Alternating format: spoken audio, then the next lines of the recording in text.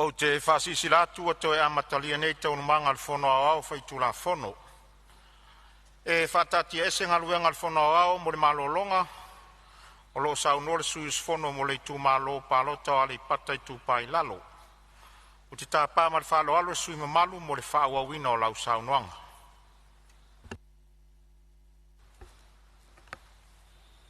Ia, aftai mole. Ato awa noa lau fionga. Fitalai, o moana. A malofa aftai ua. Sao ialo le tari ngā suale. Fionga I sui Palemene le kapeneta ma. Nai tūre te itai o le tua ngai pe foile. Fio atu le. Sao whaapito malu malu le Palemene. A malofa aftai tere.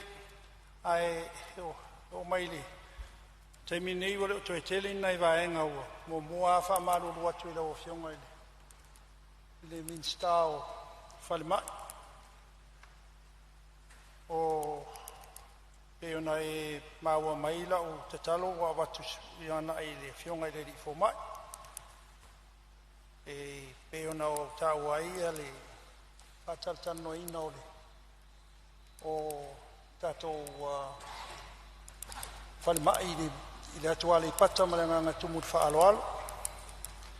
Ia, na o fionga le sui Palemene. O le isi nei vaenga tāua, taluo na whaile awala lea alo le whaiuta mo le tsunami. Ua talu lava na whaile awala lea. Ai le whaia ni ala vai e alwa ile vai e tawhele vai te isan.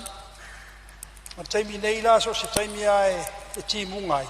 I rolo vai atoa ai le mata atoa I utufala lafa se ia tau I malaela. Le toa o le vai e le tafe I tai. Salo e whapena fo I le watu I sa toa I sinu unae so atoa. Na te talo, na o te talo fo I mua I le whaamole mole. Te tanga I fore na o fionga I se vaenga ona sa iai fo I nai tamaiti na mauare so I fua I ta whenga taru maia lolo vai ia. O le salu na o le pauna vaenga e toi moli atu wha malo ma whaftai tele I le tono fo I le lua fionga I sui Palemene pe fo I le malu al kapeneta aftai mole. Ava noe sa tu inatu ta sanga I to fionga ma le tatalo wha mole mole. Se alo whaani wha taunu ni nei vaenga se ia taui ai na pau fo I lau fionga ia le mato o wala le utu whana lafa. O le alawa ele I whataunu ina lau o le watu lea pe ama se suru lima le lua suru mita e whaitu wala lua I inga o lo nofo I le wala lea. Ia tangtanga ia ua whaina atoa nei nei a inga I le awala. Ele ona fatia e tele o nai tangata o le matau tu maloni piki apu fo ia o ne taunta. Nei ta vale fōhi. A o lai wha ngā ia meo si ten laiti fo e ta I whawhai toa ia ma vans. Ia e whaisi maulan. O ana le te paunala o fionga ele sui Palemene o te talo le nei tu malo le nganga tu mur whaaloalo. Ia whamaila I o le tua. A manuia I o fionga le whungwhitalai o a whaiva matiu te o whenga iai. Le malu kapeneta ia sa ngai ane ai o tai o ai a foino nga luenga su tato atunu ia mani tele fono uswa Samoa aftai Fa malo sa uno se tasio suil committee fa aftai nga lue a lolo on sai mo le wala wina fa manuia le tua ia lo mawala vale avanoa se tasio suil fono ia awal tato lipoti le talo de tupe ia o leo mata watu wa tula mai le fionga sa fapito ia le suyo loto fanga sa no ia lo fionga le fong fitalai pa ia el Palemene fono faitu la fono o malotu to tasio Samoa o lo fape mai ia le sini au tu o le nei talo le tupe Samoa tūlai maia. O le tātou sā e whautele. O le nei tala o le tupe e mo manuia o tangata uma, tangata anu uma, sa taiala ina I futia ua sola. Ina ia whaamaua ai le so, ma whaamausali ai, se lumanai mo atai au. Rau fionga whangwhitalai tūlai atu ma le awa tauai, le fio papa aol mauta fono Samoa. O te manatu, ua mai a pailango pa ia ma mamalu, e le ngata o le mauta le nei, a o Samoa I ona tūlanga whalupe. Lava papale, ma whapea o na mapo, pa ia o le tunu. I saunoanga mata ngō fie o le aso ananafi, ma le nei aso. I sui mamalu o le Palemene. Ai o te manatu lau e fionga I le fonga fitalai. Ia, whapea nao na eile anganga e piyama. I le whatulou, ma whapai ma le whaaloalo I a Samoa I ona tūlanga whalupe. Pa ia whaale malo, pa ia whaale atunuu, ia mai se pa ia whaale atua, I le au whainga ruenga, o lo tāpua I maia o tātou whaiva. Ai au na whaatalofa I lau fionga. Papere malu o le nei fono usu o le tunuu, le fio le fionga I le li Palemia, le sui Palemia malana kapineta.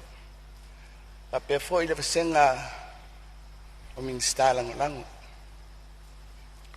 Patalofa I le fionga I le taitai o le tuangai, sui taitai, sui mamalu, o le vaenga whaupawhai o lo angai al malo, le HRPP.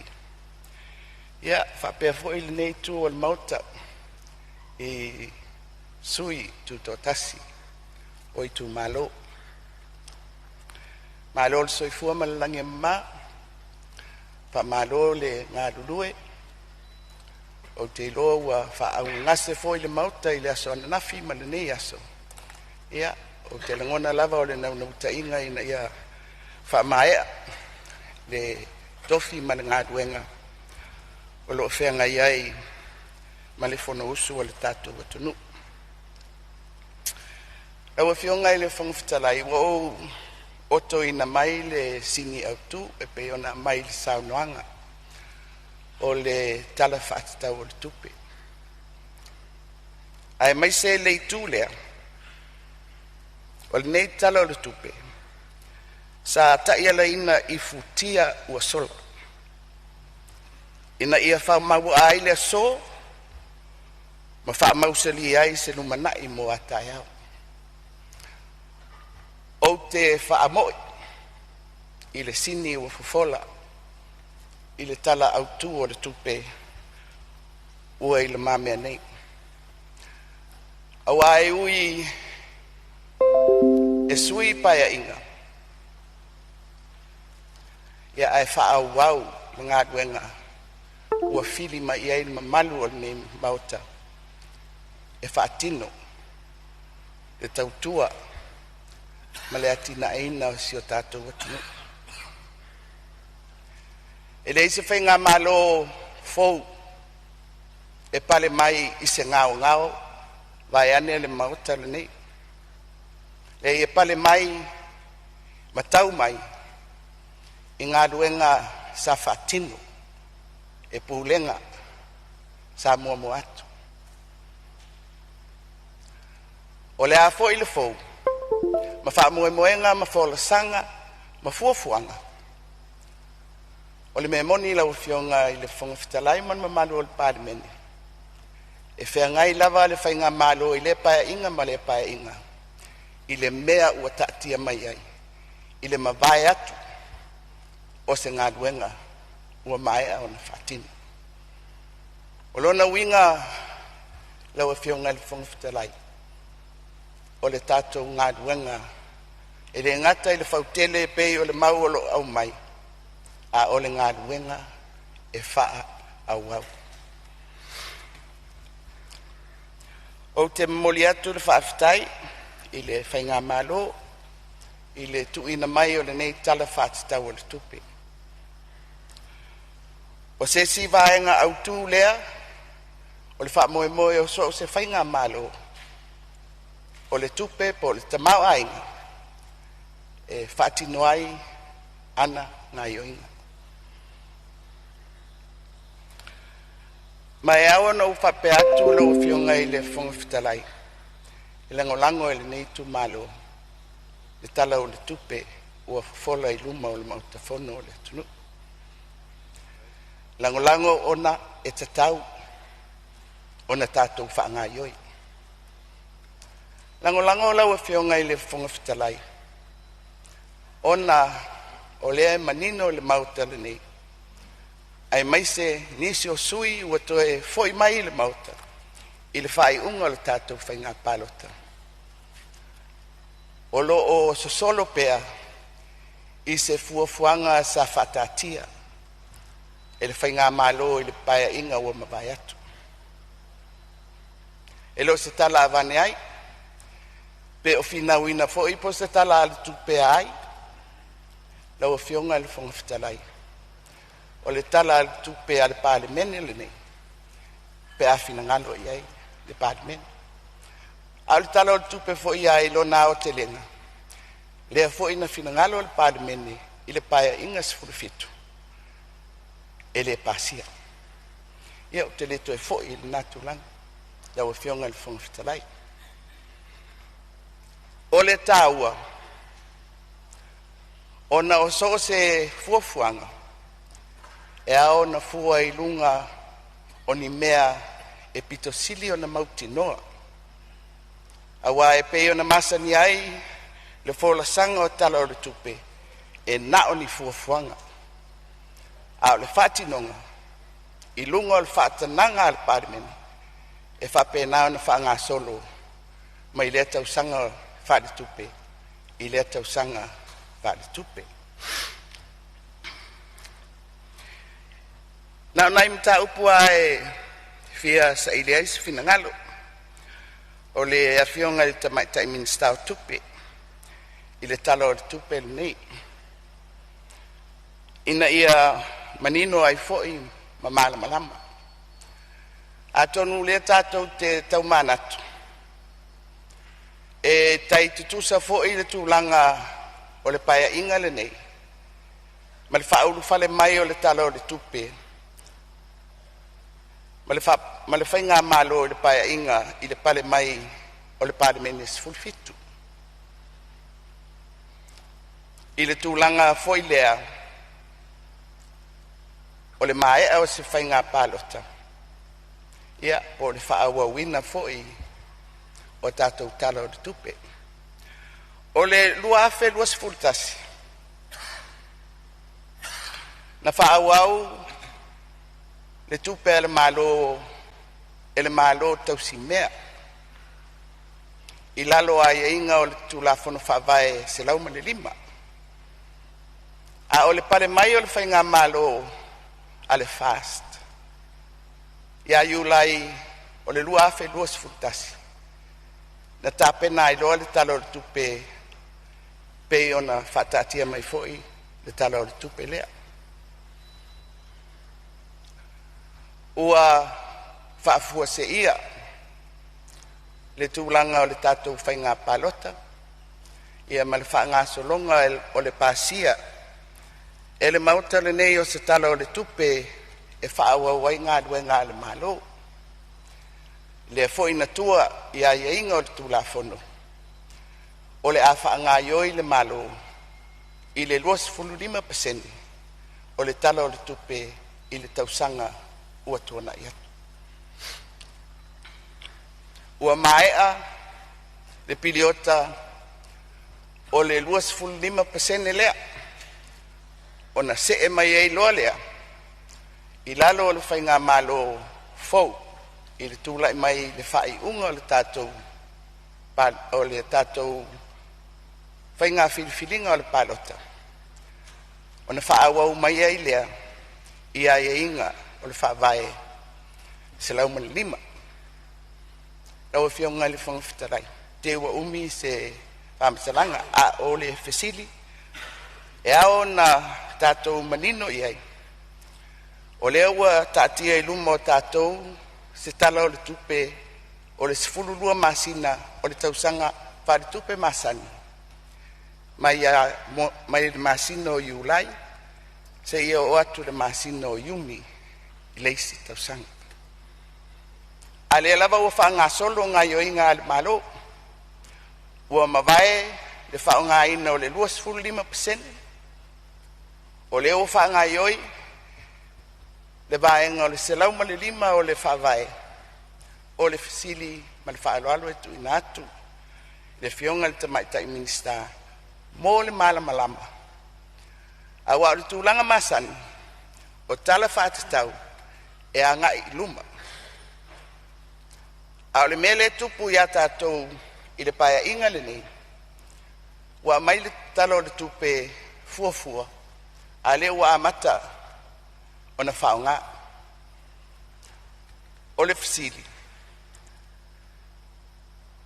Pe o le awala pito le leilea, e fofola ai tātou tala o le tupe, i le tu a inga tūlanga lea, i ai tātou, ona o le whaafuse i o tātou palota, ua la ese ai, i a tāpenanga, ma fuafuanga o tala o le tupe, masani, pe o le bala mua le na o le fesili, o le bala lona lua, ia, o le ua mawai atu masina ia o le tala o le tupe.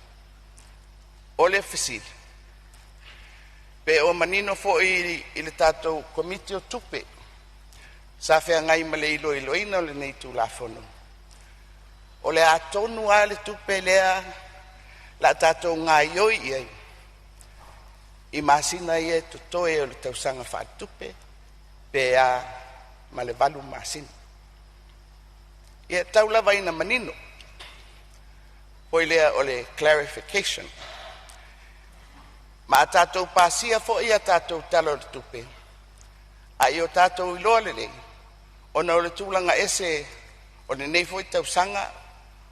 Ona o tātou whainga palota. Po o se whainga lea e a ona whaatatia mai ai talo le tupe whapene. Pe ei se si whainga. E whaawhaingo fia ai o na manino, tupe ua whaalu, ma tupe o le a whaapea o na fuafua, mō masina e walu, o lo tutoe i le tausanga whaari tupe. Lau a whionga i le whangawhitalai, sa o wharongo mai o whelautoa i whinangalo o le mauta, i le mau pe na whaatatia le talo le tupe o le paia inga le ani talo ai nei pe le ai lau whionga i le whangawhitalai ona oa sa o tūla i mai o le taitai o le whainga malo i le nā paia inga ma sa tāpena ina mai le talo le tupe mo le tausanga luafe ma le 5 luafe 25, luafe 21. Whamole. Lei o whamaumaunga le Palemene le nei. A whataatia loa se tu la fono i lunga o le laulau a fono. Ua whamauina. E le avea le talia po le talia. O le tu la fono. E ave ese ai le tūlanga. Na whaulu whale aloa ia mai le tala o le tupe a le whainga malo taruai. Ia, lau a whionga i le whangwhitalai le malo o le Palemene. O te whawhitai atu i saunoanga na mua atu i le tātou tūlafono le nei. O te whamalo i whaipule i a lātou saunoanga whātau pou. E maitawina pea i lea paia inga, e ausia lava le 5% o le sili atu, o suinga o sui i totonu o le Palemene le nei. Mai atonu o ata whaalia ia o le finangalo o le atunu. I sui, e tuina mai, e whaafoina le tātou malo mai le ataimi i le ataimi. O fionga le fonga fitalai, o le whaasfuru nei o tausanga, taruna vea o mawhaipuli. Mai o se tūlanga o te iloa, e le telenisi o na mauta lātou te ausia.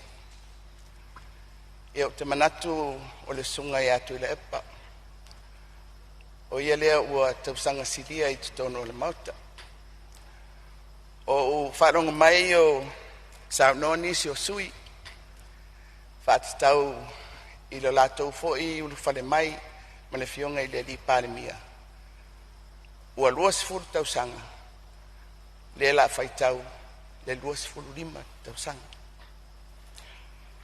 O te whaia le nei whaamtalanga i lau fionga i le fonga fitalai. Mua ona o le nganga whaafitai, i le whaatuatuanga ma le awanoa mō loo whaipuli. E ngalue ai, ma maua ai fo i le malamalama, i winga matanga o le tofi le nei. O te whaafitai i le nā, whaasifuru tausanga. Taru mai le awhai se lau i batasi. O ungalue i le laulau a fono a le kapineta. Le laulau lea le ua fio mai ai. Ia i latou nei o le a whaafoea le tātou malo. O le winga o lau whamtananga lau e fionga le fonga fitalai. E le ese mai le ngā ruenga whaafwaipule mai si ngā ruenga. E avea le taimi ma le awanoa. E whaatupu ai le malamalama ma le manino. I le ngā ruenga o le whaafoeina o se whainga malo. Ai mai se o lona tina.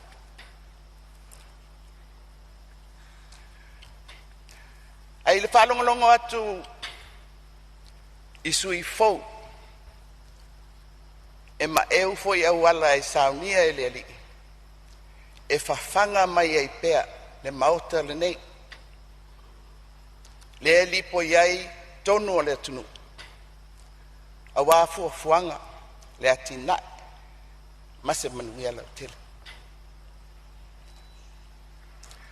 Mau te manatu i lo whalongolongo atu fo i saunoanga. Ai mai se leo o tia o loto malangona i le vala awina. I oe.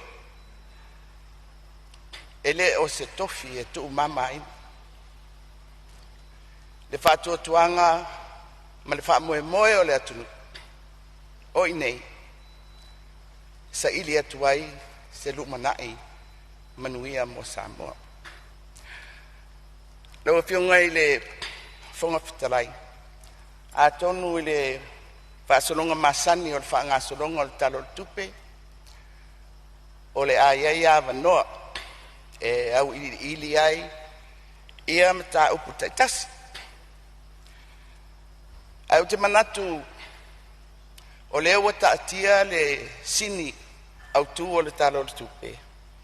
E se le tā ua o le tātou talanoa i le tūlanga o whainga whaavai o taiala. Ia matūlanga awa o te tele o se wha moe moe, o lea paia inga, ma lea paia inga. Ai mai se fōi o le tūlai mai, o whainga malo, e pei ona tātou whaanga solo ai nei, o whainga malo whapati. Le maari e sa noanga ia tātou wholanga sa tātou o atuai i le atunu. A o tau tala la i tūlanga awa o te tele. Ma o tau manatu o ani suinga na tupu mai le taimi i le taimi. Awa o le fesiri lava le na. A pale mai e ei se suinga o se whainga whawai. A le a fo i le na whainga whawai. O a ona autu pe whapwhea ona whatina. E mawhai ona o whapea atu i se au te lenga i le paia inga o le Palemene sfurfitu. I le tala o le tupe. O le au te lenga o se manatu na se ia i le malo ma se ia i le whaunga ina o ana tupe. O le whaasoa atu lea o le tamau ainga. I vaenga ese o le atunu. Ai meise o se tūlanga si itia. Mai isi paia inga sa whaasolo mai ai. Ia le tātou malo. Ia i le tau mate te le upu matala ua whai i le poloketi o le miliona tala. Tasi le nā whata ita inga. O le manatu wawao te tele na o le paia inga sifurfitu. Ia whaasoa atu le tamau a inga ma vanoa i le atunu. E ta pena mai ai vaenga umo le atunu. A wa Samoa lona tamau a inga ma lona atina. Na o se whata ita inga. Na ua o mai ai lea i vaenga te tele i e lima ua amai e taiala ina inga luenga whaatino o le tala o le tupeli nei ia o le tātou pae inga foi pea mua le si itia o awa noa tutusa mo tangata uma wha au penga ina o tangata mo le lumanai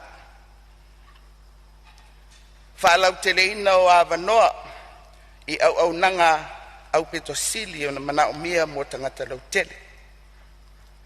Whaatupula ia, le si itia o le tamau a inga, ma whiwhata ua inga. Ia, ma toe fuata ina, o fisa, ma au nanga ale malo. Te manatu lau o fionga e le lavalo taimi o tautalai i vaenga uma i e lima. Ai tau ona o fia oto ina mai, ia na vaenga se lua, o ta iala nei. E fola atu ai fo ini manatu, mani mau, ma le tāua, o ile tātou te mafau fau whaatasi i ai, au tā pena le tātou pae inga le nei. Ai maise le whaata i muanga, a le tātou whainga malo fau. O le mta upu mua, o le wha au penga ina o tangata mo le lumana. Na o fionga le whangwhitarai. Malia le sao noanga se tasi o sui lo whalonglongo atu i ai. Whape mai i o le ale, o la whalongo i le mau na mai po le fisidi. O le ale mea le malo e tauan whai. E tā ofi mai e o na tangata ai le malanga atu fafu. O na mai e lea whawhautuanga tutongi o le au whainga luenga al malo. Au te manatu lau fionga i le whangwhitalai e lau te le atu le fesili. E lau te le atu le fesili. Mai i lo tā ofi whawhaipule o le fesili. O le a ere to ai ngā atu nuu. tau te manao iai.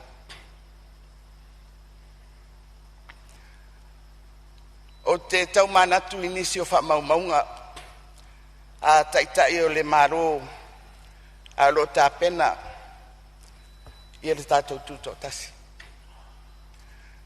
Sa whisiringia e malo tūtō tasi, ma paanga masani, ma pūlenga whakolone sa whea ngai mi Samoa. Pe tāla whea ngai ea. Le whatula i mai o se malo tūtō tasi mo Samoa. Pe ngafa tauli maina e ona tangata le whatulai o se whainga malo. E pūlea e ia ma ona lava tangata ma fuafuanga whatatia.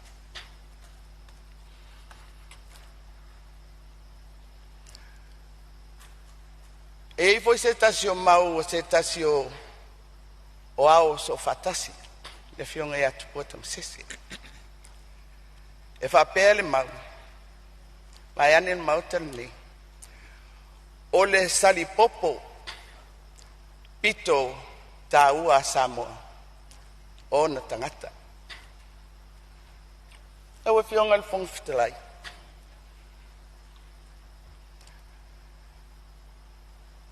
E fia le fai tau au fai o tātou tangata. Lua se lau afe, pea. Te leo taimi, ai mai se le nei vai tau o lo o momori mai fo inisi o saunoanga le mauta. Ua se e se atu le te leo le tunu. E le ngata ua au mau, tu mau, e isi atunu. Ia o whatupu mai fo ia vanoa ia o ngā duenga whaavai taimi. Ua whaapea fo ia na tosi nā tuai o tātou tangata. E ngā lulue e isi atunu. Ia moni. Ngā lulue so soni mai mo tātou wain. Ai ngā lulue mo isi malo. Ai ua onge tangata ai. Samoa malona whaamoe moe. Malona atina. Awa o ai ea e whaatinoa i le ngā ruenga o le atina o tātou lava tangata. Mai o te manatu aila o fionga i le whonga whitalai i le au mai o le taiala lea o le tāpena o tātou tangata mo se lumanai. O ai le tātou te tāpena ia.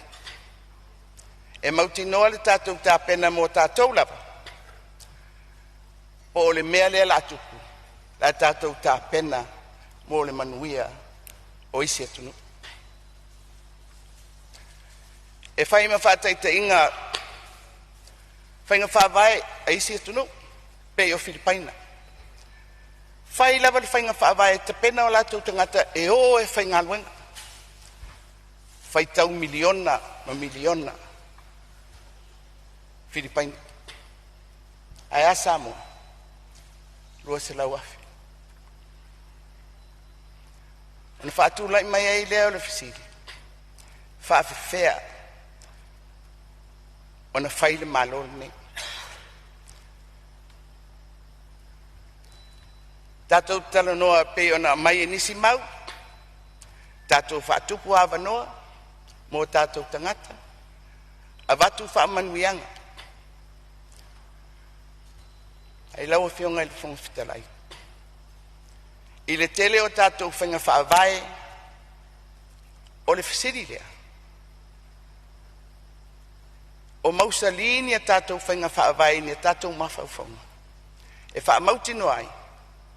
I e mawhai ona whaau au Samoa o se malo e tūtō tasi. E lava sona ta mauainga. E whaafoe ai. Lona whaamue moi. Tau se mawhauwhaunga lau tele lea la fo atu i le mamea. Ai mai se o le whaafonga mai e le whainga malu fo. Ona o se e mai ei lea i lesi i taiala. Ia, o le lava e le lifa ia i le tele o saunoanga ale mauta i so se paeina. Whalau tele ino a wanoa i au nanga au pito sili ona mana umia mō tangata lau tele. Lau a fionga i whangwhitalai. A tātou whamau tāra sanga whaipule. Mai lea pae inga i lea pae inga. Mai lea fono o whaatati ai talo rutupe. A o tātou whaalongolongo i tālo sanga o whaapea o na whaatatia mai. A fua le tātou talo rutupe. Tasi, tesi, ma le 2 miliona. Whaafea na whaatupu le taiala lea.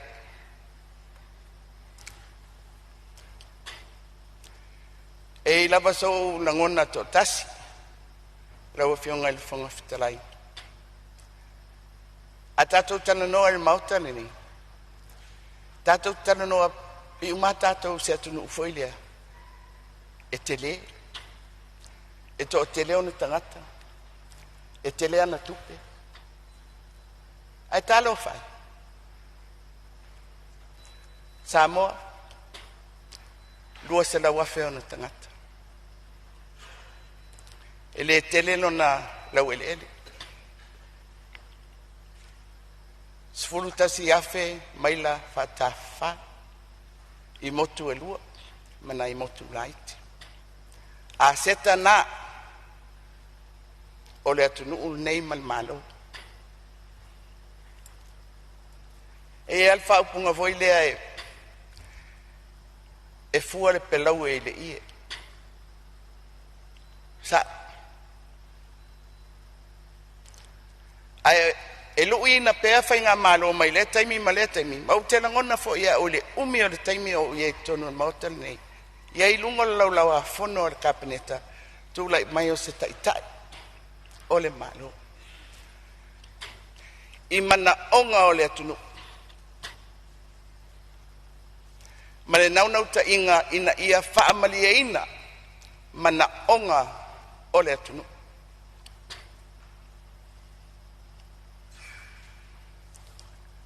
A fua le mana onga lea mangayo inga whaale malo o le ata tau te wawaia iai. E fua lava i le tamau inga mai le taimi. Vanga nai ua toto ni whainga whaavai e whaatupu ai le mawhai o se whainga malo o whainga malo e whaamalia ina ai uma mana onga ia o lo lafo mai e le tunu. Alu tātou whasoa lea mo le nei talo le tupe miliona tesi malilua.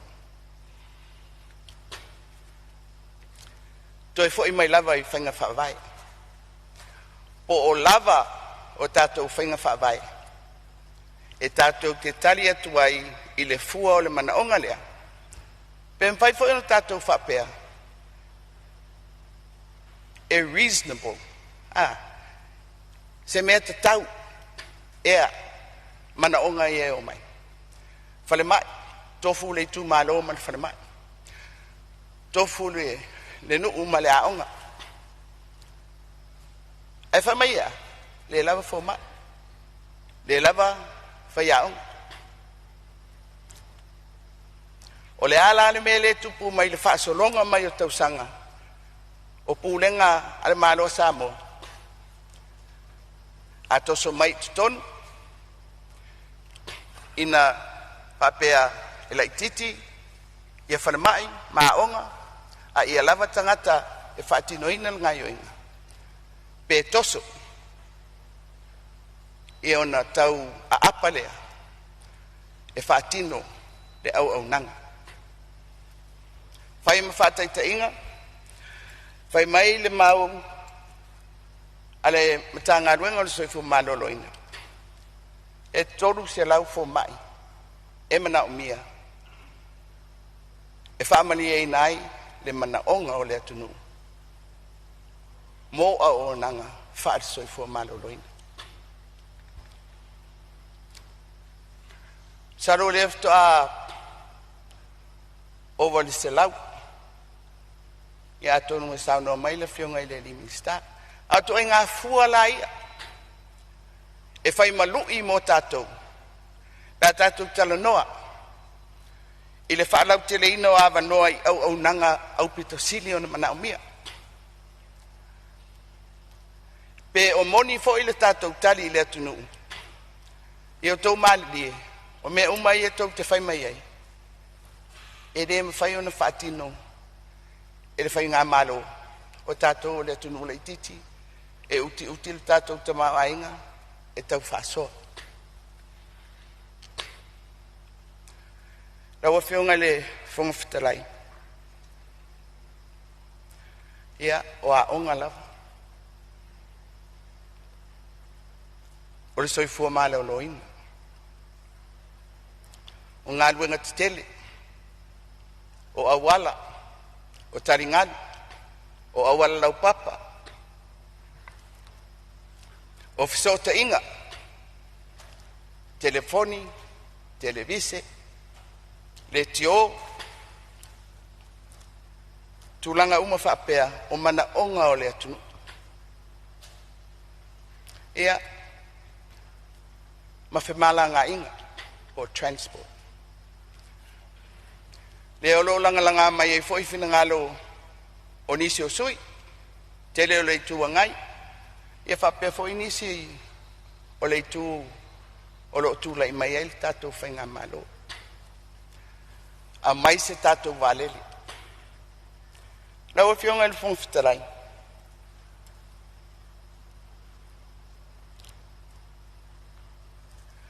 na ye ali taimi au mato tu lai mai foi e lui tawina le fenga malo fai se vale o le memon ana fa pea ele aini vale le o mai Samoa e una ia le fenga malo le taruai e fai se fuanga o se vale ala almele ia vale le New Zealand lo vale le Australia vale le fit me foi e ava noa mo vale le tongi pau e ale maula o fionga le fong fitalai e pe e falling mai a fai se tato vale ona tango fie le o passes o fionga le fong fitalai e le se me a fai nai pe fa pe e mautu se fai nga fa vai al malo e fa tupe uma ele malo ele vale pe supplement fo ele malo a le fasidi ferme a be ele fa momo valele a onga farmai a wala taningalu le voi tato te loa o atu nu o lo ia o lato fava atu nu e te tele o lato tamau ai lato te ngafa tau limeina ai ui fo ile na tau mai ngaule company ia au le mea lefe ngai mitato lau fio ngai le fong fitalai ava pe ese au tuo la tau talanga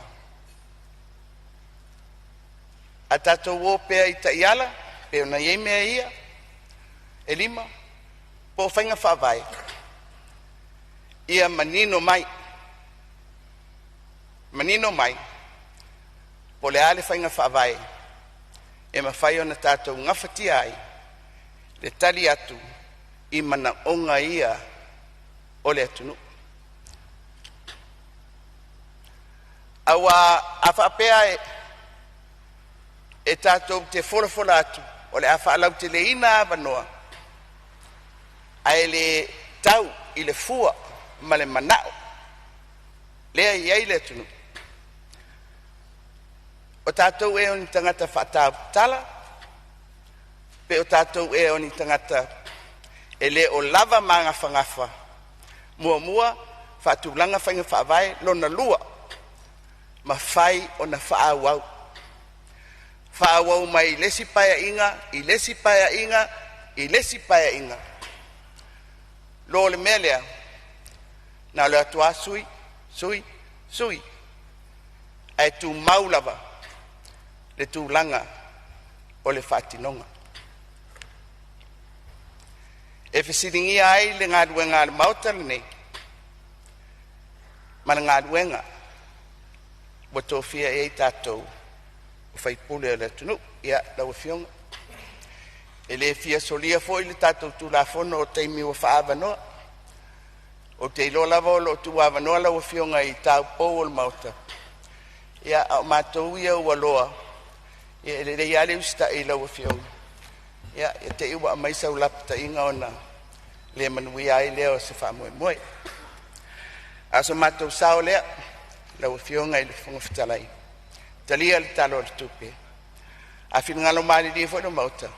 Ia tātou talia loa nei. Tātou malo lo la lewa le po. Ia vanga nā lava o le isau noa ia le taitai o le tuangai. Ia manisi fo i pea. Ia au te manatu wa manino le mato le vai. Te rei whaalongo tu lava o sau no mai sui. E te ena le talo tupe. Ma le whaaloalo lau fionga. Ka malo whaftai lau fionga le sui o tofanga. Ia ua tala whea ngai lava foi lau pai mai le whongwhitalai. Ia ua mai a voi mo lau taimi wha malo sau noa. Tu sai foi o lau sila fia mai le fast food tausanga a o aveai o e mawhatu tuanga a le tu malo. Ia vi ia le ali i le tautua i le atunu. Wha malo whaftai. Fwa i pe le tua lau soifua lau le le tino a ia wha sili la le anganga. Ia o lo maua pea le avanoa, se isi sui al mota e fia sau noa.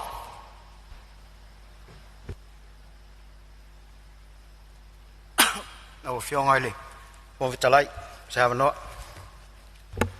Ia, ma watu le tutulai, mai le fionga al minstao. Tiute, ia, se tila me sau noa po.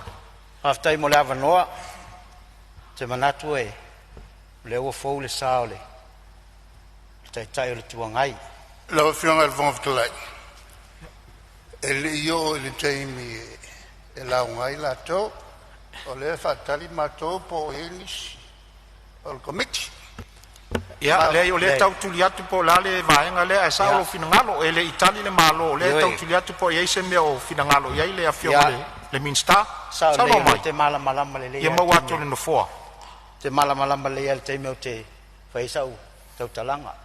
Ya tali malo o tulai ono le sa fie le sa longa le sa fa pitole e tulanga lele asi sila fo o le te tilo le tula fono le standing order 24 mo me o sui ele awai si sila fo ile tula o lai sui o te fia malamalama pe sa yese la to fa noi. Ia, o leo ma watu lau o fionga minsta, ia ua le atungalu, o leo ua iei whanoi o mai nen foa, lea whapero tūlanga le atungalu ai lau o fionga minsta, o lea lava o mai nen foa whanoi e tau mai umai le whong fitalai, ma lea nganga whalolo pia whapero vaenga leo le te sao o mai ai. Lea lava e whaatino lava ngā rua ngā le whong fitalai tu sai fo tu si whanoi lea mai, ma lea nganga whalolo. Whaftai, i ol mesiri le o malamalama, asi sira le mato i tu ele ai asi si o anga, e whanoi. O nafi sa whele mali ue tau ana o iai. O na wau lai tau sia le au lotu. Au tu ua, au saua i nei fono nei ona le. Manatu e whataua le awai. Whaftai. E peo le angangal na. Whafuafua i fo le lotu. Ono le ba e tu le ono. E au ilea. Awia le atumutangi e te whaia lava o emesi i silima e manu malo ai lau fionga le minsta. Ea tu atu pea le avanoi nisi o sui ele i sao noa.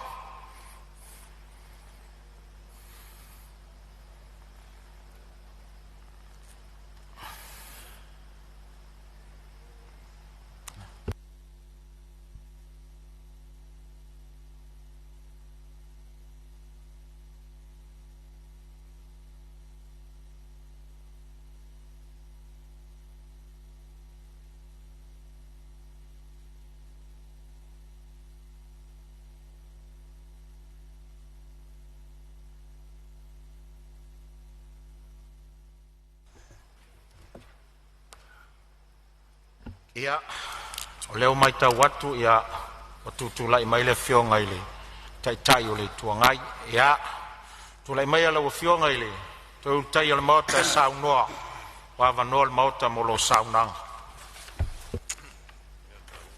Malo.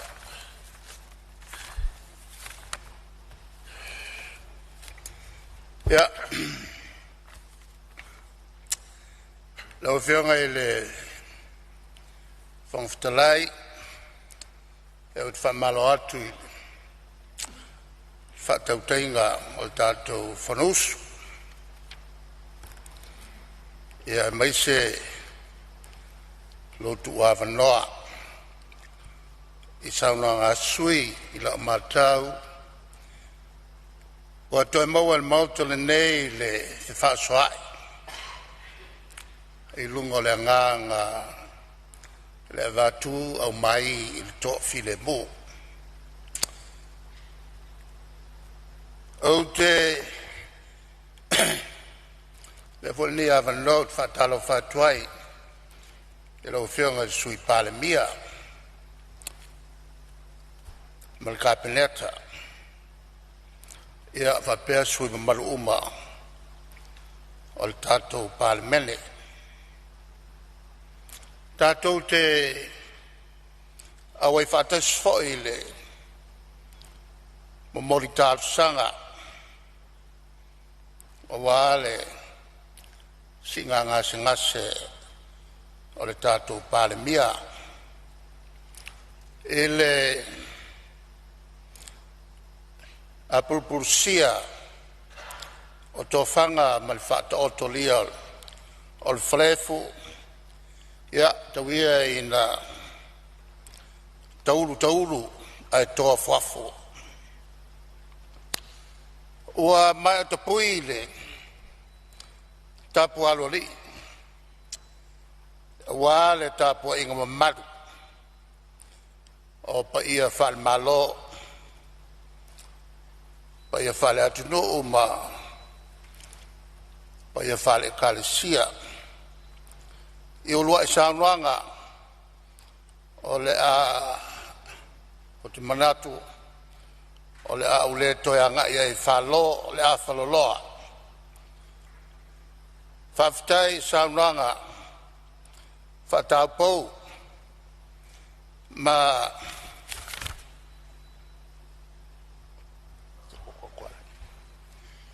saunuanga fōi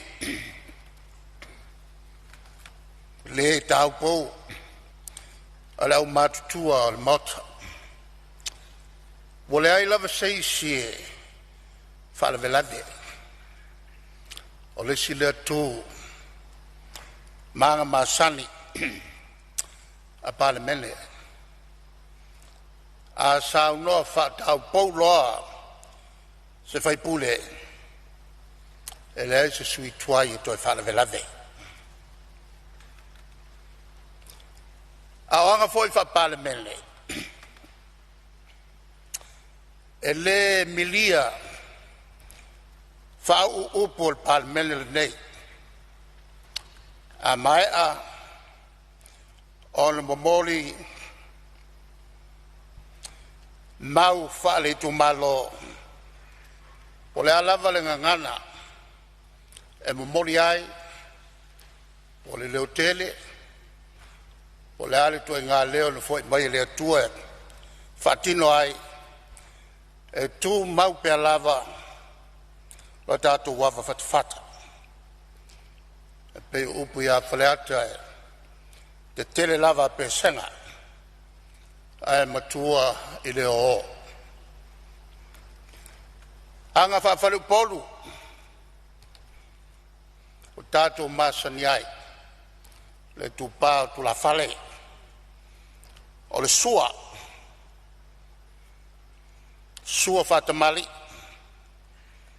o le sileanga e fa oso pe fa nofo file muai me ne o fonolu fa pena fo i tono il Palemene nei e taltari ai ai sili musa lava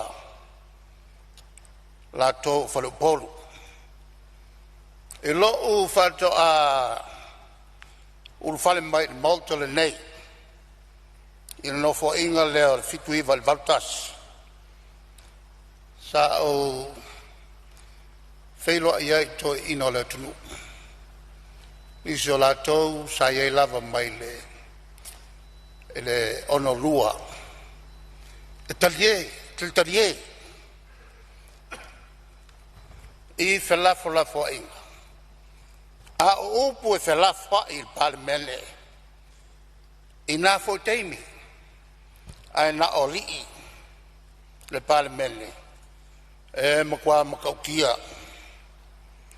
ai talie i lava ia to ina ole malie lea o tatou Fonotaga o le toi poe mai o anga ia fa Palemene a o iai tamama tutua tamba ainga na latu ta iala nei o le tau manu e lava o sina mea malia lea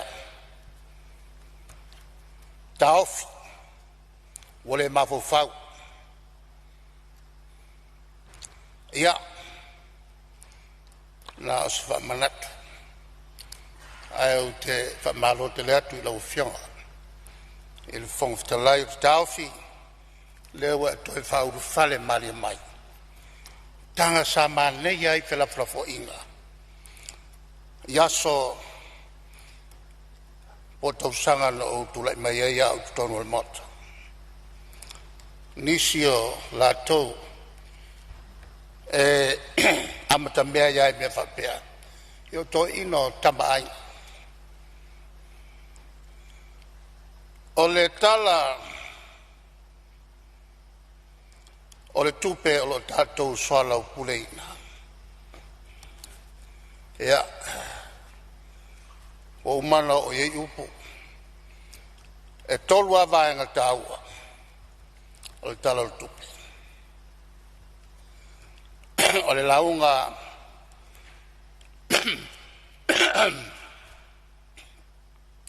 ale minsta tupe lua o le tala au ili o le tupe ia mavaenga tolu o whamatalanga o fuafuanga au ili mo tupea ale malo ma te fia o ia isa upu il atoanga o tala utu o tupe lea lo o maile tu lau faloma mua i tonu o tatou paketi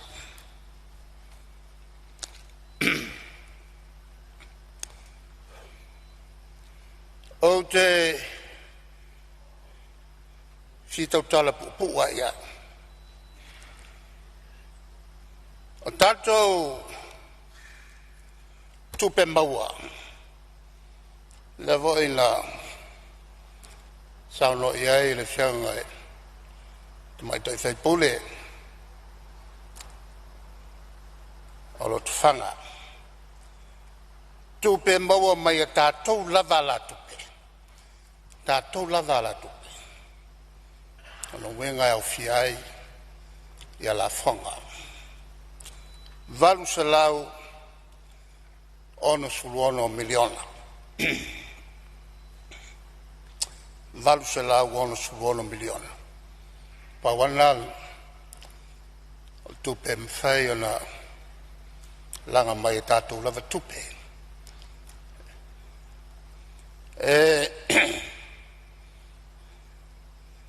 a ole i whapopo iai so swani mai fafo a to ese la ia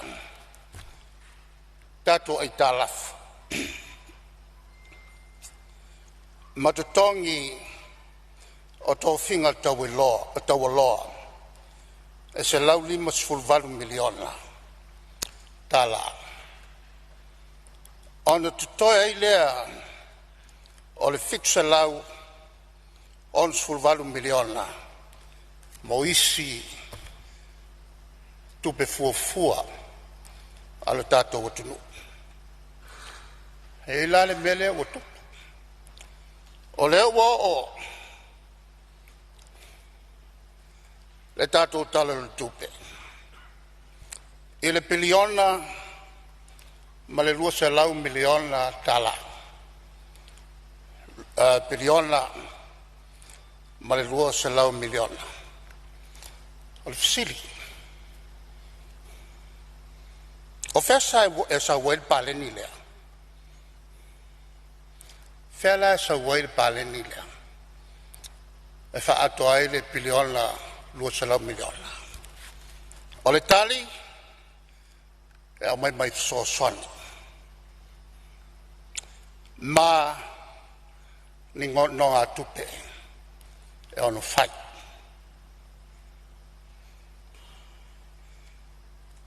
Tula mai nei la le atina. Le ua le atina e fa tupe mai fa. Se lau tolu miliona. Fa tupe mai so soni le 2 miliona. Ono toile le fix 4 miliona. Le sa langa i fasili ana leila.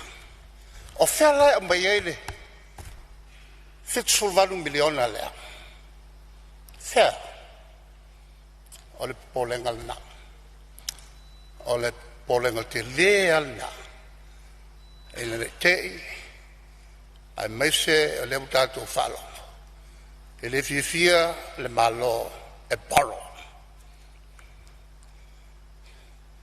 Se fai lava sina upupupu.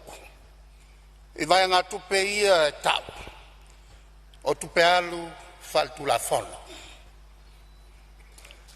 Lea e luma le faloma. Mua. Vai ngā tupe e tau o tupe alu faltu la fono. Lale me ua tau wai e tupe. O tupe alu faltu la fono. Alale me ufa mua ai. E mua ona to ese mai tatou tupe. Tupe alu faltu la fono. E hau fiai ai talafu uma. Ai talafu I fafo. Mai talafu I tutonu o Samoa. Ona whapopolole iai. Matutongi o tulanga tofi tawa loa. E iai foi pule, e foi ma leal malo sui tofia. Leal me o tau ai, tu pelu faltu la fono.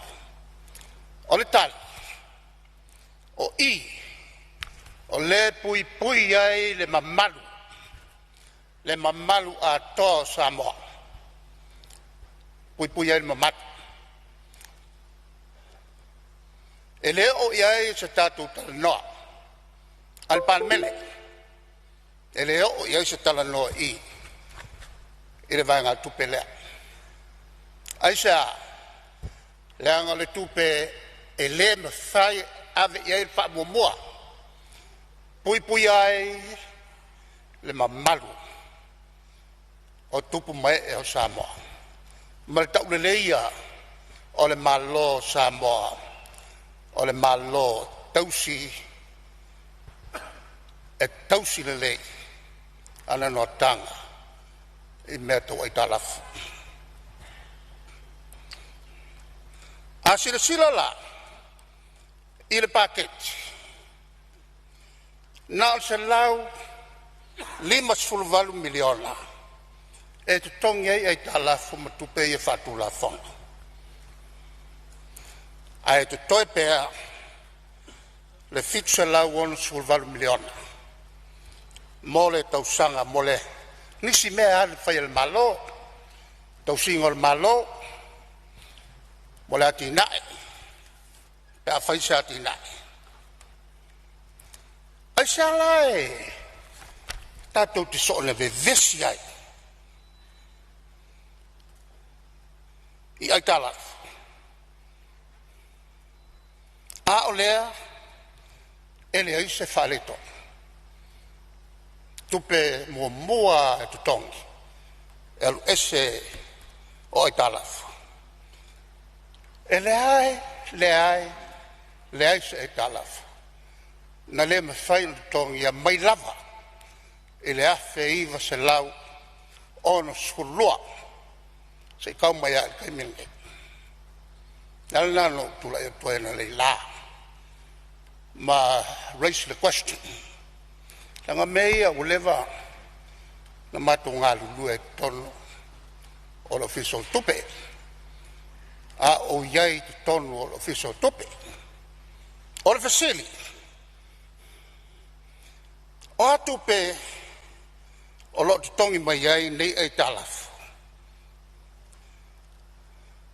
Fesa wei tupe ia e tongi e talafu ia o le tali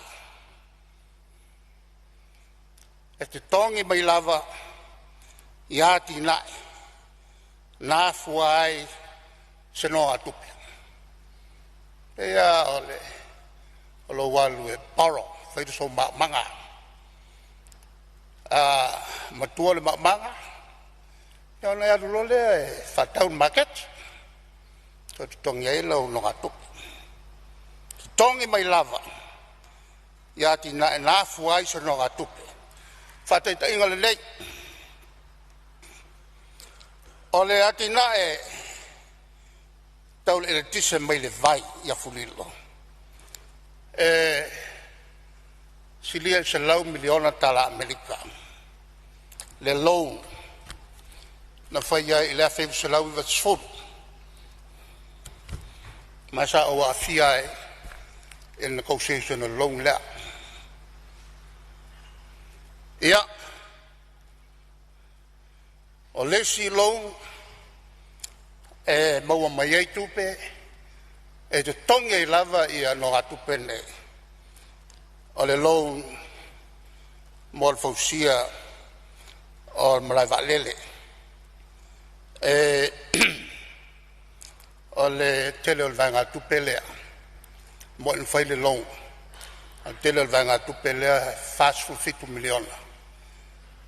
Sa au mai mai a Australia ai le mamalanga mto filau le maawai e la fiselau on tolu il fono ta yo malo Pacifican fai Australia na ave mal tatu tal sang e fa tau fosio mla valele fa va malo ona o te malanga foi lea mai sio le Ofiso tupe ia pani e mai ele si vai ngā tupe e whalavai ia moli na te tala mlai valele lea mo le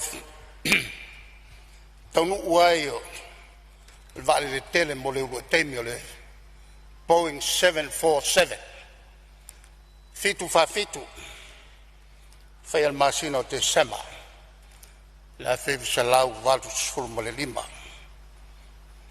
Ia, e fo Malaysia tato lo na fai fatali pasese e na fau e saina ile no ngā tupe o le lau lea sa matalanoa ai male sui o le World Bank sa mai ai el matele sautuaina el fai le low mai a saina o sile pe aisa tali fai stanguta o le lato so sani e tuala mai ele tulanga fa me alofa e na o le luos fulu 50% e mana ala le World Bank e fai lato e tolu sulu 5% le avo le sosani fa me alofa o le fal vela be a o fatali i le World Bank e 5 kausanga a kwa mo mia e tatou fale le o vale o le fale la pase se motovisi o tupu maola lea na fawai ia awala e mwhai ai o le savali mai tuton te talai lea tawai o le vaenga lea o le tali na o maua tawhi u maaf so swani so swani mai Australia tawhi so swani tupe mai a New Zealand tawhi so swani mai ADP tawhi so swani mai le World Bank the IDA International Development Association o le la lale sawai ia soft window ia no atupe mamal tului tawhi o le whapongai i to tono o board of directors e sawa whai ai sui o New Zealand sui o Australia sui o Japani sui o Amerika e a kein suma ia sainga le langa o mai ai lea le latu whai unga on ave ai lea mulimuli i feasibility study na tāpena le tuisu e tauai i le whaltupe lalang e profitable le malai vale e valu masina whato a maua le tari o whato ese mai i le malo i le seseo le lato whaiunga pao lea o toi whafo i mai tupe na taofi e ala ona o talano atu le mele sa no mai ai fia mei o le capacity tangata ata mamai short taofi tangata ata mamai la tau te whaia ngā ruanga ai leo tutuli tangata iai to mai whapitoa taofi ai leo tutuli tasi na whawhitauri o leo ese tangata ata mamai mai Samoa on le avatu o wō ala kapeneta ai tutuli ese tangata ata mamai e sa whail fasiri sa whail fasiri lale awala e taofi ai tangata le awala na ia awane whail kapeneta ni tūlanga e tūlai mai ai ni unga e a whainai o tātou tangata whainga luenga ia e tele a o ngai maua o le tūlanga i le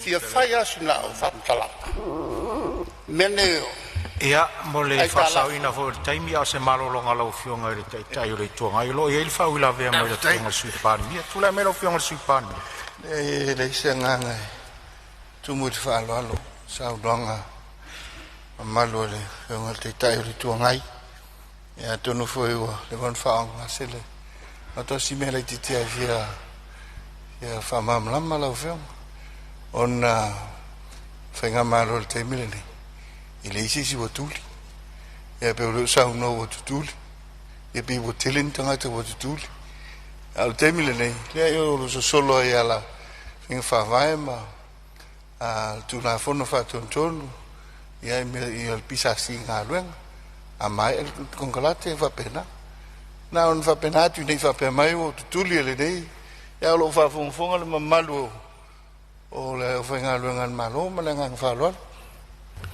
ia malova tai ia lo fa fong mai lo fionga i sui maru lo fionga i tai o le tuangai ia o lo solonga le lava fo ia tau suinga le malo fa wau sau nanga lo fionga ole lo fionga i le fonftalai e iai le tasi vaenga leo tātou no ngā tupe. E te tau ono whamala maina. Tātou no ngā tupe uma na le tasi al no ngā tupe. Na sen whai tau sanga e awhi pisa lau fitu wha. Tātou e anauru. E le I masani le minsta le taimina. E le mea taun whai. A o no ngā tupe uma. E tātou te o e whalitupe nei e maua mai ai.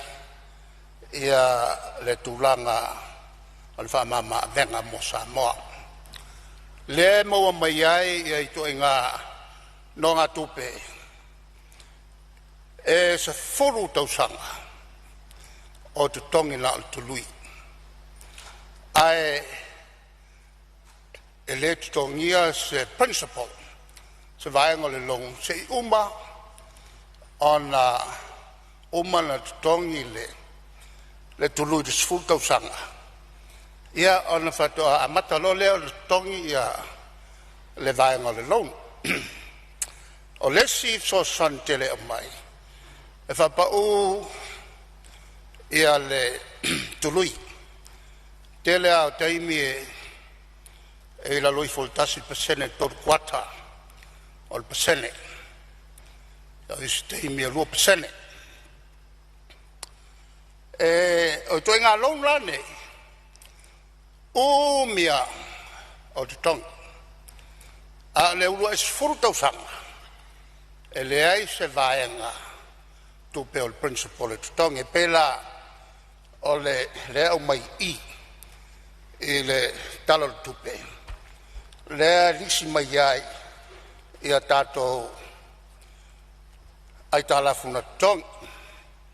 E resi ai tālafu na tutongi. Na whawai lunga le IFC 1974 Act. E tolu se lau, tolu se fit wafe le tului. E leise principle o tongia. E ai lesi no ngā tupe. Na whai le IFC Act, afi se lau fit tasi. E o le tului, e lua sfulono afe, wha se lau tolu su tolu. Oi o le tupele la tongi le italafu. A le tului na le fixe lau fas formal tot. O le sila lea. Whaingo whawai tātou te whaia. Tātou I whare tupe I o laulangi. Ia. Peo ni sila fia. Le iai le whainga whawai al tātou malo. Tāpai ia whalapotonga uma. A maua ia tau tupe mama. Whatea mai le fitu pasele. E le mtanga luenga le tupe. E tutongi ai la mea whatea. Al whamauninga le na. O le tala lea no o watua. E tutongi a e no ngā tupe ia. Ia le loan na whai. Ma le tului. Pawalale me whai le malo. E tulai mai le foe. O le becomes a paymaster. O le alu tutongi. Awa uma on falta oto mai le amtanga. A wala tutongi ai.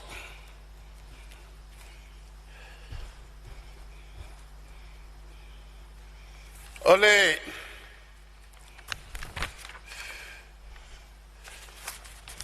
iai ia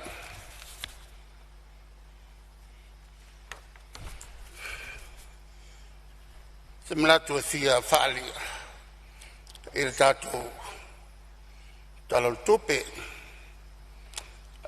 le au mai I le tūlau lea pea le tūlau tōtsu lima o le whamatalanga o lo tau mai ai whapea ia ele popolenga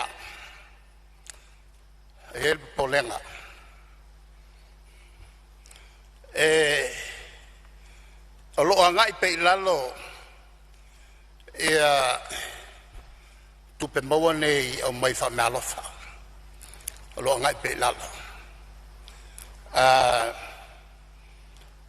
mai al fa pongai o mai lalo ua folinga mai ua leo toi whaien tātou long o leo ua malosi le tongi I tālafu e leo sei tū le leila le nā mua le malo Samoa e o mai I le tausanga e luful vatu ua mukuapa malalo ia tupe wha mea alofa mai fafa alo o mai ai ma le polenga I tonu al tusi lea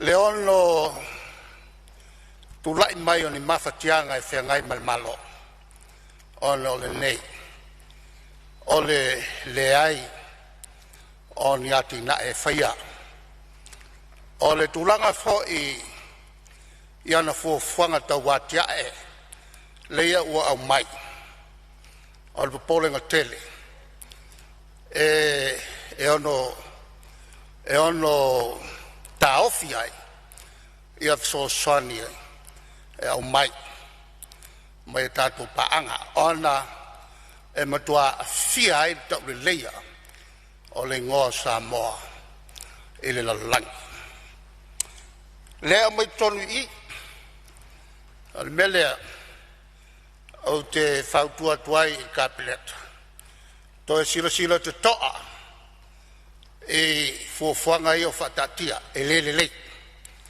fuafuanga o lae makua ke enga mai el kelo malo o ne taula muai mo mea con people tangata tau whamalea telefoi no mai mua el matu teimi matu te ena o le tu lalo na ko sir ko o e tatu te malatu ia tia e malosi le tatu watunu awa malosi la tinae ia o manuia tatu uma o le atoanga le la o mtaupu ngā luenga whai malo le o uma o no tala noa iai tau o na whai vai ngā luenga uma I ala o le manino wha asalalau peki nā o tangata e anga wa tangata e wha maoni tu uloa le mele o le mai o wō ma inga ai mai so le mai o tangata I whafo e le ai se poto masani o le tulanga I visa tau ona unai te ona watu e suitatai I le tau nei te unai e tātou New Zealand Australia ia talia le watu tātou tangata e unomani visa lai fai e nuu le ono sifuru atunu mal mea masani na e fai mo turisi na le paua e whalongo iai e New Zealand Australia ole malo le foi sa matu tomo fai I le sitiseni nei ua na matu o tinga ona matu iloa e whaingata e matu wola le manui ai o tatu tangata o le tulanga I le Mental conflict of interest e meise o tauia kapeneta e whaipisingisi ka ofi melga ka ofi wa whainga ai a setal tato malo ia leo o whalongo e meise tu lalo ale fonftalai le ason tato whato toai a mai tato tu spaia au mai whautuanga whaitau i au toa mi o tonu ai. Melea kapeneta a mi o tonu. Le fo o sa noa le tai o tō vai. Ia. Fai la mi o tonu. Lo whionga te tai o le tuangai o lo iei whaula vea mai le whionga suipani. Ia sei tūlai me lo whionga suipani. Ia, le pea ona ma lia te umwhai aton le lai le isia nganga e whara lavi. Ia, pita eo le ua ka peneta mamalu. Oi, lupe ana whai el fui a wan mauta mai whai pule. Ia, pe whulinga mai o iei ni winga wha le tonu ne ka peneta. E le malia ia, malia lau whionga. Ai, e ni tangata whaala atua, ma tangata whai pisinisi, conflict of interest, o te mana tua ala o whionga le. Fumtalai. Au i te tono ka peneta e, o te tono le, komiti tau whonga e, tau sanga o lewa. Na iai le, tenda o le mele nei o le, whalpui pui. Salu ngala lo e foi le lava i tau. Oi. Ile sai mai o le tunu il mea le nei le sa no ele fionga ile. Le tai le tua ngai o conflict of interest. Sa fitu tu nai foi e fionga mi sta o lo. Sai ti tono ka penete le na tai. Pe tai. Ya, lo manino ale.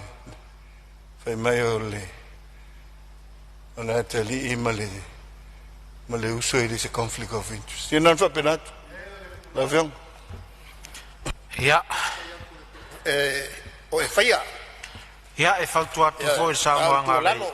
Whautua tu fo I lau whionga le, tai o le tuangai. Alea o ke mangkua le vāenga pulile ngā fia ele. Langa o le te saunoa I tūloa. Langa o le saunoa lau o whionga se vāngori e tau fia ma vau I e whauringa mai o lai whai. A le te whaafonga tu alalo mai e suipani mi e le ele o tupuna me le whainga malo. Ia se ielo finangalu le vaenga. Ia, ngā ruenga whawai taimi. Lea o nautinga I whapolenga e le te maitai whaipule. Tau a fōi o na finangalo. Ia, e tau foi la ia tau ai la tau nei fia maua seleni o le mele o iai le tatou tunu se o makua kerenga ngau le lima kango esi e iai ia le si koe ngau I le o kupu mai e o ngā mau kou e lua kulesi tangata ilan ta vale o umang kalai ngakio o pa ue faa koea I ngā kasi e se loa. Ai ua ti stepu wate ngā luaku le ana le tamal. I le o tau atua I au tau. Le masani le tau o paka au tau tavale I mea pōng sā. O le toi whaia e ono ngau I aipa o tau tavale. O le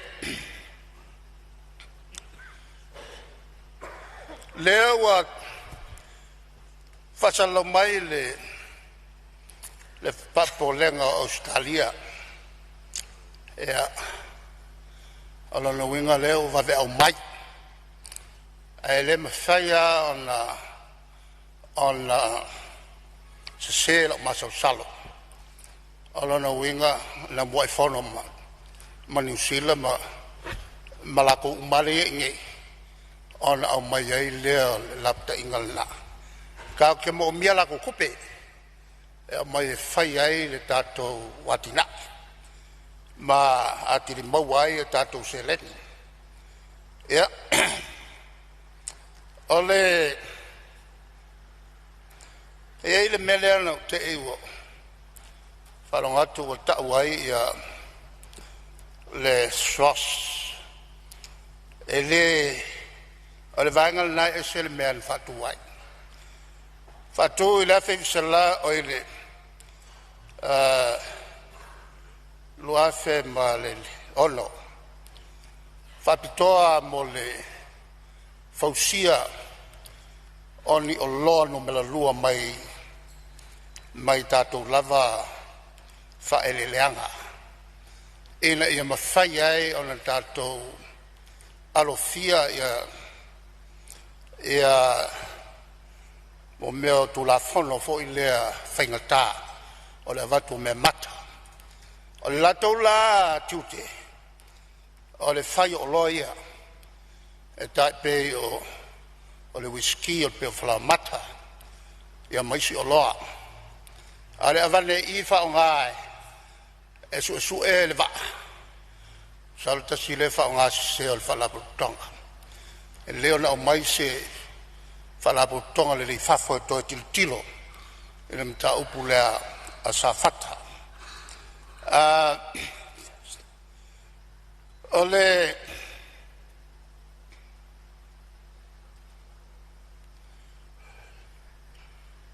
au te mori lau whawhitai ia i lato uma na langolango mai le HRPP e so se wala ia paua le unga o tatu iai o le lava tatu tupe whato sina i tangata ia whamaloat fo i hati o tau ia ta ual tātou whawhengai ia matou whawhonga mai fōi i se matou tualalo al whai unga mea uma ia i au tau whamaona mani al whono lau whiong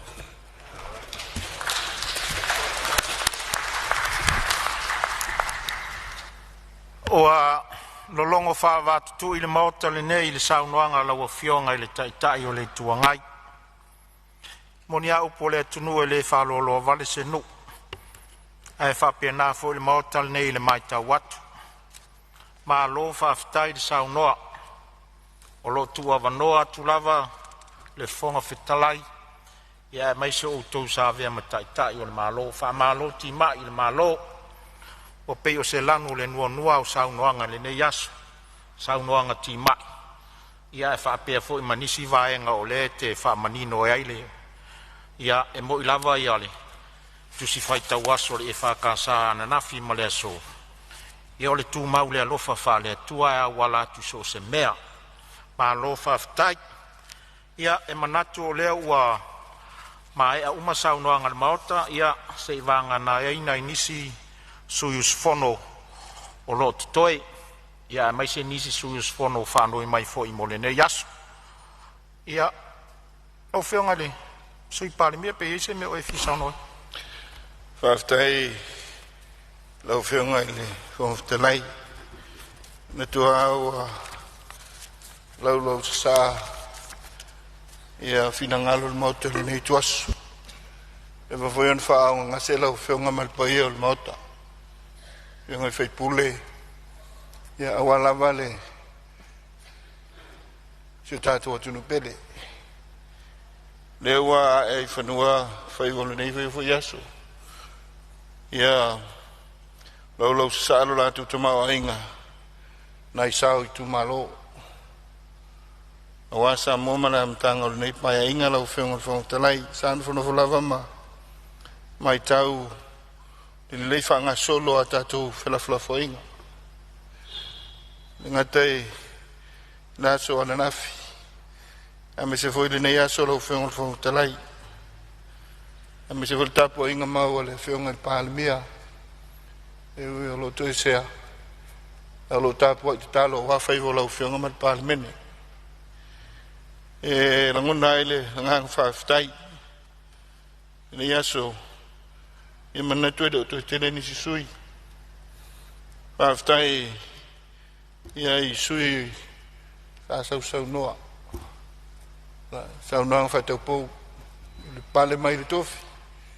Ia le foi ua. Wa i le tailo latu sa. Wa Samoa male. Mai tu malo.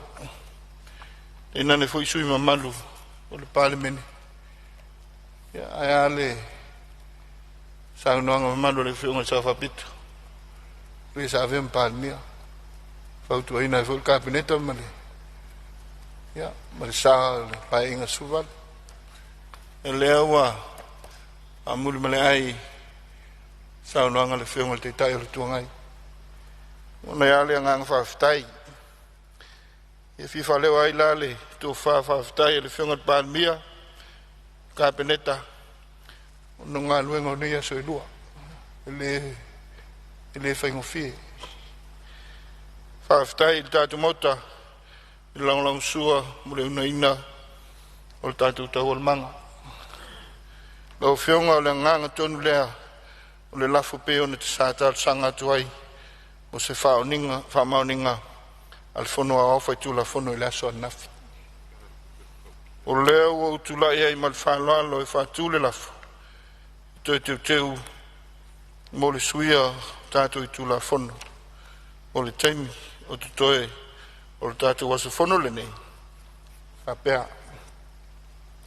Taluai o leo o mai a saunonga su mamalu i le talo le tupe luolu lima luolu ono. O te whatua i le lafo.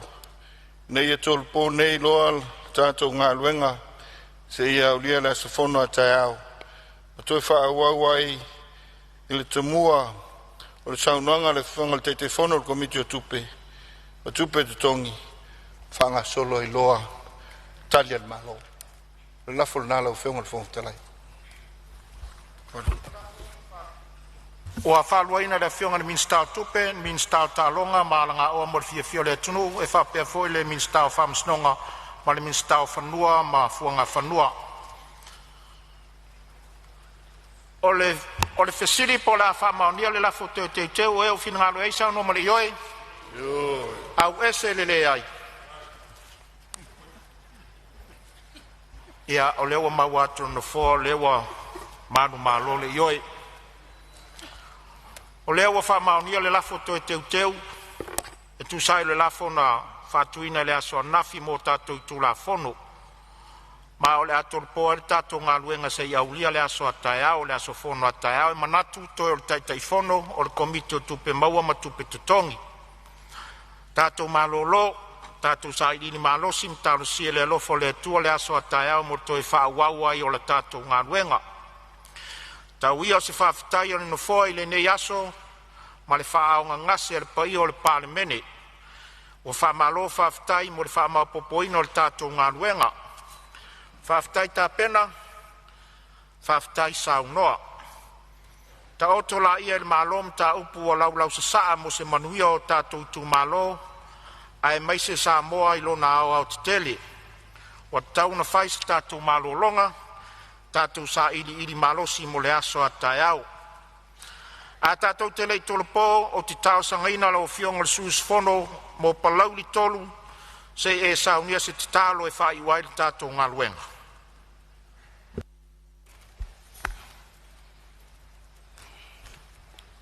Suafar te maa mo le alu mo le nganga pa ia mene. Le atua ua ae le whaiva o lau Palemene i le nei aso. Sa tofu ai tai. O la mātou mālo i le sousou o le moana. E ui lea o le nei ua ae manu mālo. Ia le whaiva o le Palemene o Samoa. Ona sa o mātou a mata mai i lau o fio. I le malama ua sola, se ia tau mai le pōngi sā ua mātou iai.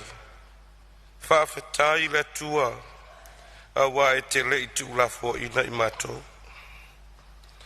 Ua tele se ai, o mātou ngā luenga sa o mātou fuafua, ua mawhai o na whātaunu uina lo mātou atua. E leo le whawhonga whitalai, e leo i mātou, ai fo i lava i lau o fio le vi inga. Na mātou talo le tua pe au mātou ta ape. Ia whaasaunga le muala. Taitaina malefi le mu sui o le malo. Sui sufono uma o le Palemene. Ina ia tau nuu i a inga. A whaia mātou malolonga. Ia wha afu i mātou le ia afu lau tele o lau alofu. Ma ia wha peo na pui ai Samoa.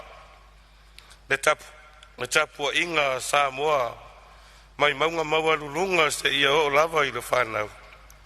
Tātou malau fio pe au mātou malolo. Tai au a enga pe au mātou aulia i loa lofa. Whaau au a mātou ngā luenga. Ai fo i revi i ngai lau a fio. Na mātou te talo lea. Whaatasi ma o mātou mana unga lilo. Whamangalo mai o mātou se. Ono suafo Yesu ke viso. Ono mātou li ima no mātou whaola. I suafo te māma lealo mule ngangpa ia. Amen.